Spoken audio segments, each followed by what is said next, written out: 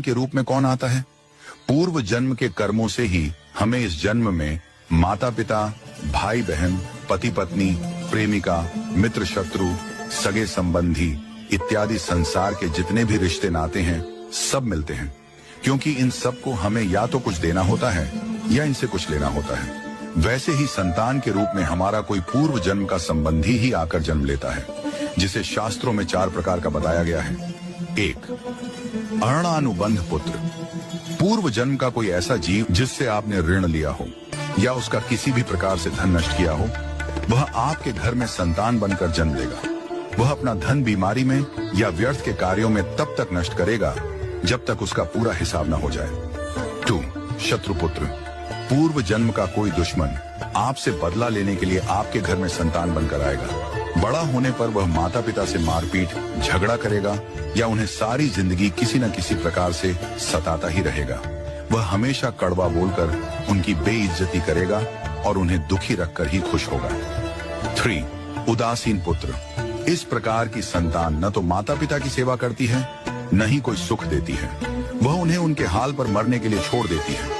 विवाह होने पर यह माता पिता से अलग हो जाते हैं और उनकी चिंता नहीं करते। 4. सेवक पुत्र।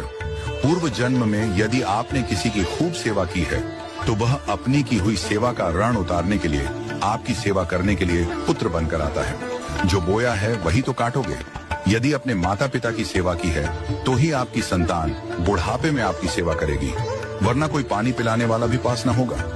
आप यह न समझें कि यह सब बातें केवल मनुष्य पर ही लागू होती हैं। इन 4 प्रकार में कोई भी जीव आ सकता है।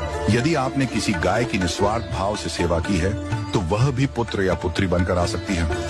यदि आपने गाय को स्वार्थवश पालकर उसके दूध देना बंद करने के पश्चात उसे घर से निकाल दिया हो तो वह ऋणानुबंध पुत्र या पुत्री बनकर जन्म लेगी। यदि आपने किसी निर्दोष जीव को सताया है तो वह आपके जीवन में शत्रु बनकर आएगा। इसलिए जीवन में कभी किसी का बुरा न करें, क्योंकि प्रकृति का नियम है कि आप जो भी करोगे उसे वह आपको इस जन्म में या अगले जन्म में 100 गुना वापस करके देगी। यदि आपने किसी को 1 रुपया दिया है तो समझो आपके खाते में 100 रुपया जमा हो गए हैं। यदि आपने किसी का 1 रुपया छीना है तो समझो आपकी जमा राशि से 100 रुपये निकल गए। जरा सोचिए, आप कौन सा धन साथ लेकर आए थे और कितना साथ लेकर जाओगे? जो चले गए वे कितना सोना चांदी साथ ले गए? मरने पर जो सोना चांदी धन दौलत बैंक में पड़ा रह गया, समझो वह व्यर्थ ही कमाया।